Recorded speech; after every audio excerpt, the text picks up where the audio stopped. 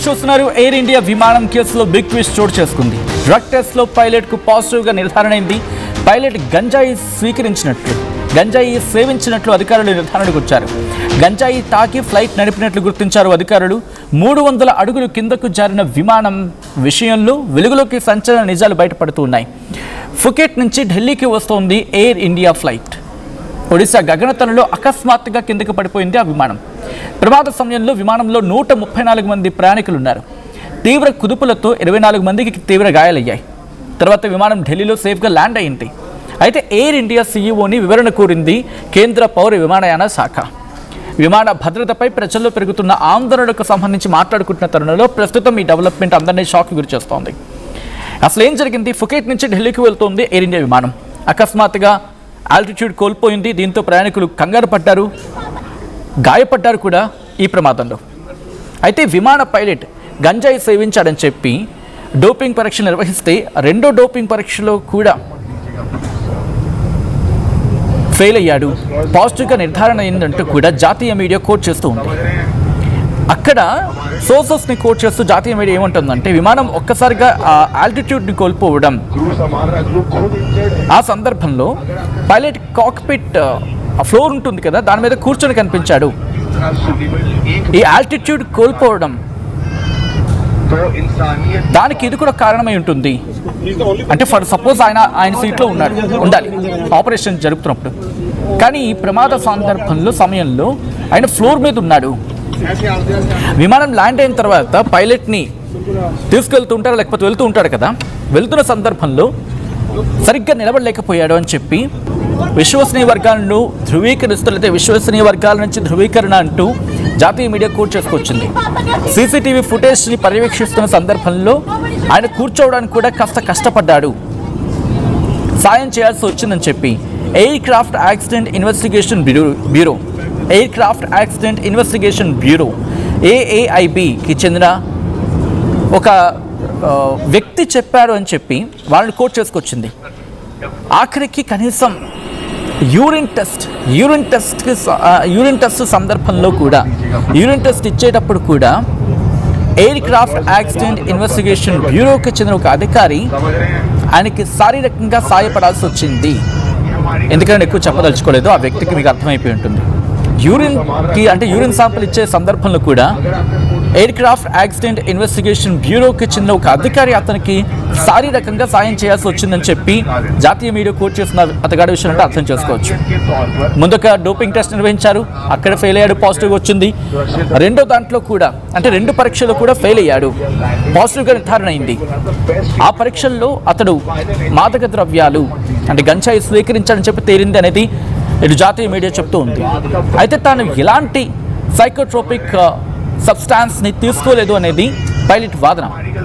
Of course ఎవరైనా గంజాయి కొట్టినోళ్ళు గంజాయి కొట్టని చెప్తారా? దట్టు అటువంటి సినారియోస్లో, అంతే కదా. అయితే పైలట్ గంజాయి సేవించాడు అనే ఆరోపణలపై క్యాబిన్ క్రూలో ఒకరు అతనిపై ఫిర్యాదు చేశారు అని చెప్పి జాతీయ మీడియా కోట్ చేస్తుంది. అయితే వీటన్నిటిని ఉటంకిస్తూ ఆ విమానంలో తనను మందలించారు ఒక క్యాబిన్ క్రూ. ఏం చేస్తాడంటే, ఇటు నుంచి వెళ్తున్నప్పుడు జరుగుతున్న సందర్భం అనుకుంటా, బహుశా correct me if I'm wrong.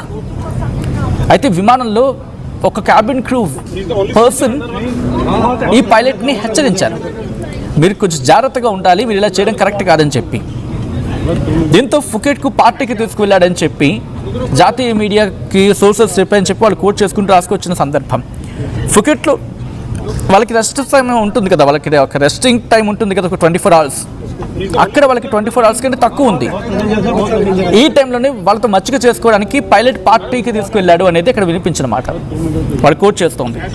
అయితే ఢిల్లీ ఫుకెట్ వెళ్తున్న విమానంలో పైలట్ బాత్రూమ్కి వెళ్ళాడు. అయితే ఎప్పుడైతే బాత్రూమ్కి వెళతారో వాళ్ళకు నిబంధనల ప్రకారం, I don't know how far it is true, but వాళ్ళు కోట్ చేస్తుంది ఏంటంటే, అక్కడున్న కండిషన్స్ ప్రకారం సీట్లో కూర్చోమని చెప్పి ఒక క్యాబిన్ అటెండెంట్ని పిలిచాడని చెప్పి వర్గాలు చెప్తూ ఉన్నాయి అని చెప్పి వాళ్ళు కోట్ చేసుకొచ్చారు.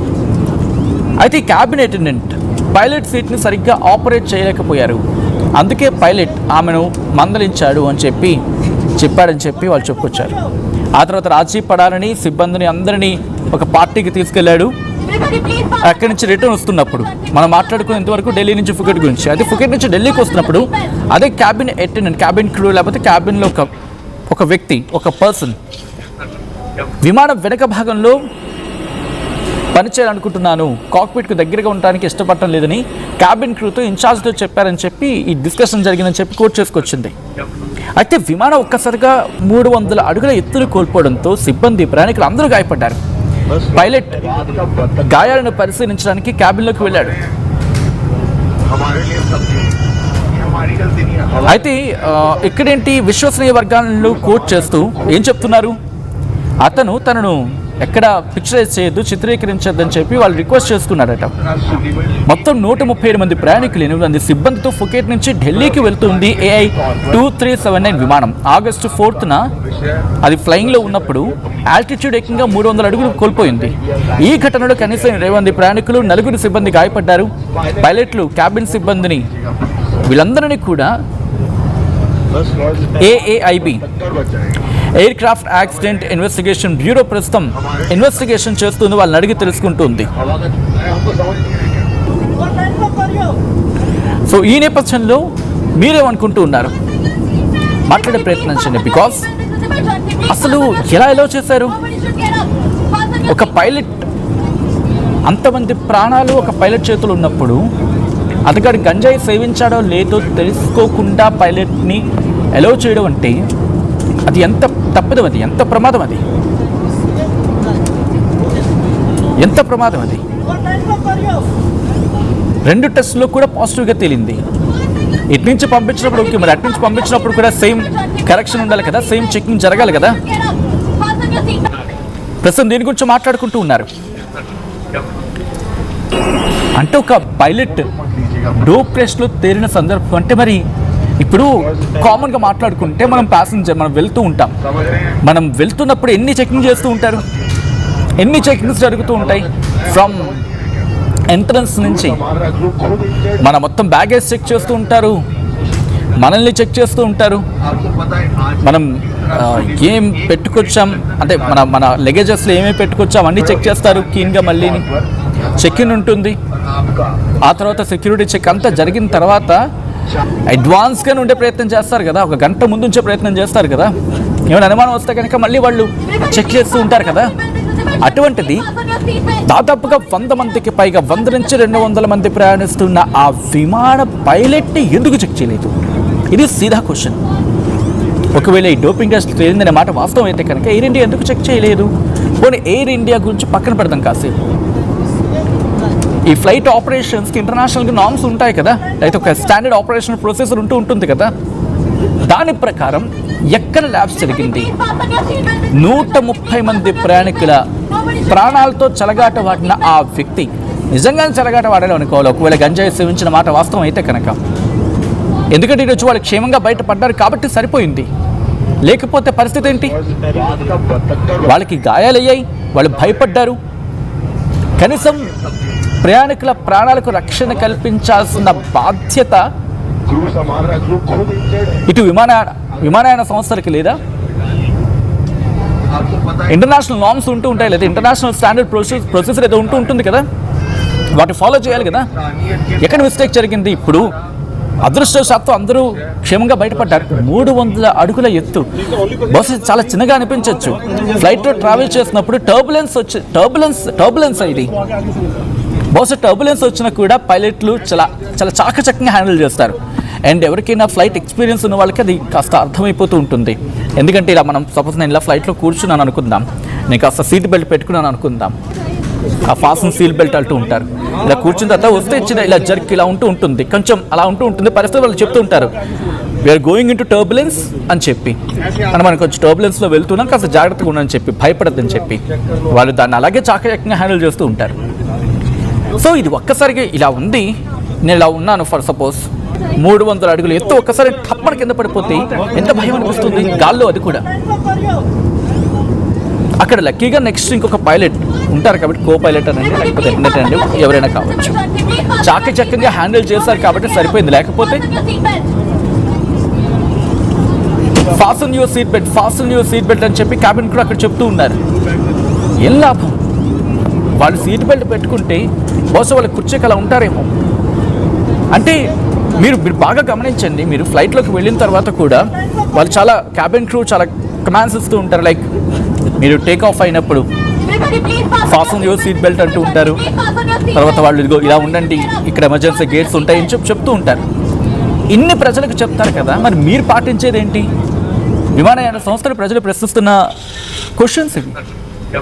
మీరు మాకు ఎన్ని చెప్తారు కదా, గంట ముందు రండి, చెకింగ్ ప్రాపర్గా చేసుకోండి, గుండు పిన్ ఉన్నా కూడా మేము తీసి పక్కన పడేస్తాం. వెల్ గుడ్, ఇవన్నీ జరగాల్సిందే, చేయాల్సిందే. ప్రజలకు ఎన్ని చెప్పినప్పుడు మీరు పాటించాల్సింది ఎంత? ఒక గుండు పిన్నిస్ ఉన్నా కూడా లేదు తీసి పక్కన పడేయని అంటూ ఉంటారు కదా, సందర్భానుసారం బట్టి. అంతే కదా. అటువంటిది ఒక పైలట్ గంజాయి సేవించి విమానం నడపడం అంటే ఎంత పెద్ద తప్పది. ఈ కథను మిమ్మల్ని కాస్త కలవరపరచవచ్చు. దీనికి సంబంధించిన జాగ్రత్తలు తీసుకోవాలని ఆర్టీవీ సూచించడం జరుగుతుంది. This is the disturbing content, video description is highly advised. ఎంత పెద్ద సిచ్యువేషన్ అంటే నేషనల్ మీడియా కోట్ చేస్తుంది, నేను మళ్ళీ కోట్ చేసే ప్రయత్నం చేస్తూ ఉన్నాను. కనీసం అతగాడు విమానం దిగిన తర్వాత నడవలేని పరిస్థితులు ఉన్న వ్యక్తికి ఈరోజు ఒక పైలట్ పేరిచ్చి మనం విమానానికి ఎక్కిస్తామా? ఎవ్వరూ చూడలేదా? ఆయన ఒక్కడే గంజాయి కొట్టున్నారు ఆ టైంలో, లేకపోతే మిగతా వాళ్ళు ఎవరైనా కొట్టి అది గమనించడం మానేస్తారా? ఇది కదా ఈరోజు ప్రశ్నించాల్సిన సందర్భం. ఎందుకంటే ఒక వ్యక్తి అంటే విమానం దిగిన తర్వాత నడవలేకపోతున్నాడు అని తెలుసుకున్న వాళ్ళు ఎక్కిన సందర్భంలో ఏం చేస్తున్నాడు? అతని దగ్గర ఎటువంటి మాదక ద్రవ్యాలు ఉన్నాయి, అవి పట్టించుకొని అవి చూడరా? కేవలం ప్రజలకేనా? ఈరోజు ఆ వ్యక్తి దిగిన తర్వాత కనీసం తన అంటే ఇన్వెస్టిగేషన్ బ్యూరో వాళ్ళు ఆ సీసీటీవీ ఫుటేజ్ని పరిశీలిస్తున్నప్పుడు కనీసం నడవలేకపోతున్నాడు అంటే అర్థం చేసుకుని ఎంత దీనమైన స్థితిలో ఉండుంటాడు. కనీసం తన కాళ్ళ మీద తాను నిలబడలేక నడవలేక ఇబ్బంది పడుతున్న వ్యక్తికి మనం ఇచ్చాం కదా ఎయిర్ క్రాఫ్ట్ని. అయిపోయిన తర్వాత వెళ్ళు యూరిన్ శాంపిలింగ్కి తీసుకువెళ్తే కనీసం అతగాడు యూరిన్ శాంపిల్ ఇవ్వలేని పరిస్థితుల్లో ఇదే AAIB ఆ దర్యాప్తు అధికారులు అతగాడికి శారీరకంగా హెల్ప్ చేశారంటే అర్థం చేసుకోండి ఎంత దౌర్భాగ్యమైన పరిస్థితిలో ఆ వ్యక్తి ఉన్నాడు. ఆ సందర్భంలో ఎంత నీచమైన స్థితిలో ఉన్నాడనేది బహుశా ఆ నేషనల్ మీడియా కోట్ చేస్తున్నట్టుగా డోపింగ్ టెస్ట్లో తెలియని నిజమైన వాస్తవం అయితే కనుక అటువంటి వ్యక్తిని ఈరోజు నిజంగా ఆ కో పైలట్ ఎవరో చాలా చాకచక్యంగా వ్యవహరించారు. ఇన్ఫ్యాక్ట్ ప్రయాణికులు కూడా భయపడ్డారు, కానీ వాళ్ళు అలా కంపోజ్డ్గా ఉన్నారు అంత ప్రమాదంలో కూడా. కాబట్టి ఇంతమంది ఈరోజు ప్రాణాలతో బయట పడగలిగారు. చూడాలి ఈ ఘటన తర్వాత మన కేంద్ర పౌర విమానయాన శాఖ ఎటువంటి చర్యలకు దిగుతోంది. ఎందుకంటే ఫుకెట్ నుంచి ఢిల్లీకి వస్తున్నప్పుడు అక్కడ పరీక్షలు జరగాలి కాబట్టి ఎక్కడ ల్యాప్సెస్ అనేది ఇంటర్నేషనల్ నార్మ్స్లో ఎక్కడ ఈ ల్యాప్సెస్ జరిగాయి అనేది తెలియాల్సిందే. అండ్ దానికి తగిన జాగ్రత్తలు తీసుకోవాల్సిందే. సగటు విమానయాన ప్రయాణికుడు బెంబెలెత్తిపోతున్న రోజులు ఇవి. మీరేమనుకుంటున్నారు? మర్చిపోద్దు, మీరు మాట్లాడే ప్రయత్నించండి, మీరు గలవెత్తే ప్రయత్నం చేయండి. వ్యవస్థల మీద మనం ఒత్తిడి తీసుకొచ్చిన రోజు వాళ్ళకి మరింత జవాబుదారీతనం పెరుగుతుంది. ప్రశ్నించాల్సిన బాధ్యత మనది, హక్కు కూడా మనది. కానీ గుర్తుపెట్టుకోండి, అభ్యంతరకరంగా కాకుండా అసభ్యంగా కాకుండా అర్థవంతంగా కనుక ప్రశ్నిస్తే వ్యవస్థలు కూడా జవాబుదారీతనంతో పనిచేస్తాయి.